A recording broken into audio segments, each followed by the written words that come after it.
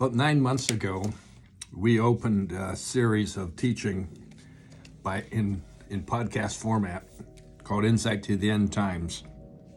And we have been sharing every day, 6 days a week, on where we are in God's timetable, what kind of events are occurring that point us towards the end. And whenever you're getting ready for an event, let's say we're talking about a sporting event like a Super Bowl, football Super Bowl. It occurs in the early part of the year, like latter part of January, first part of February. The games become far more intense as we head into December. The outcomes are far more important. So there's far more of everything occurring, more training, more preparation, more strategy, hours and hours and hours and hours getting ready, watching game film. And then as they head into the final week before the game, everything is just absolutely a whole different environment. They are together as a team. They're in a hotel. They're away from their families. They are going through practices. They're going through strategy sessions. They have total attention on the game. Well, that's where we are in life. That's where we are on God's timetable. The intensity of life is becoming very intense. The frequency of events that are prophesied as end-time events are just occurring on a daily and hourly basis. Things are becoming far, far, far more involved than they ever were before. It's just absolutely overwhelming. So the other day, yesterday, we were talking about events that are described in Matthew 24, and we talked about deception, and we talked about wars and rumors of wars and all kinds of things. We talked about false prophets and false teachers.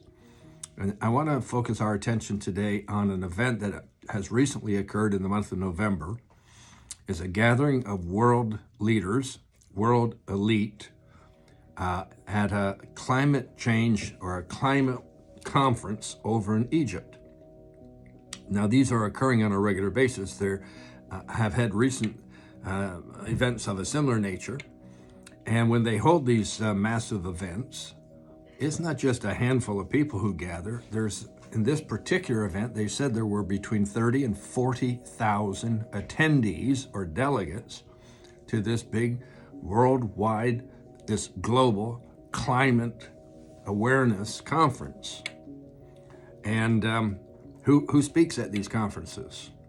Well, they're political leaders, government leaders, business leaders, industrial leaders, educational leaders, and so on and so forth.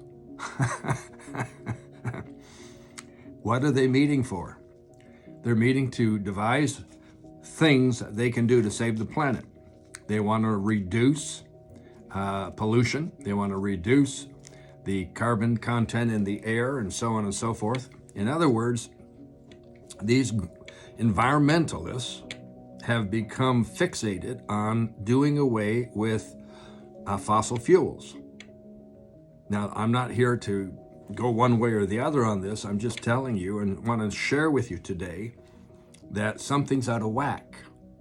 Because if you have 30 to 40,000 people gathered together to discuss how are we going to control the environment, how are we going to reduce pollution, how are we going to save the planet, and fossil fuels are the main culprit, therefore we have to cut out the coal and the oil and the gas, we have to go to solar power and to green power, and we need to go to electric vehicles, which somehow or other need to be charged on a daily basis, and the electricity to charge them has to be produced somehow and somewhere.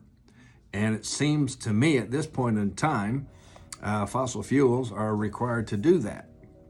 But my point is this: 30 to 40,000 of them flew into Egypt for this conference on jets. And when you have that many people gathered together, you don't just have 6 jets, airplanes. You have a massive, massive, massive congregation of these planes. So why is it possible that they can fly these gas-guzzling, fuel-guzzling airplanes, jets, and so on, and then at the same time speak against all the fossil fuels and so on. Confusion, deception. The speakers, I would suggest to you, for the most part, are false prophets, false teachers, false this and false that. Oh, come on. You can or maybe not agree with me, but I'm only looking at it from the spiritual point of view of being warned that in the last days we're going to see so much deception, we will take deception and receive it as truth. Think about the last 2.5, 3 years of this pandemic we have gone through. We are still facing pandemic restrictions in our society today. And a lot of what they were telling us back when this began and what we had to do and why we had to do it has now proven to be not accurate, not accurate at all. So once again, false prophets, false teachers, we followed them willingly without even proof that anything was right. So we are in a time when false prophecies and deception, as referred to in the book of Matthew, are on steroids, as I like to say, and we're not paying any attention to that fact. It won't be long until this will usher in the very end. See you tomorrow. God bless.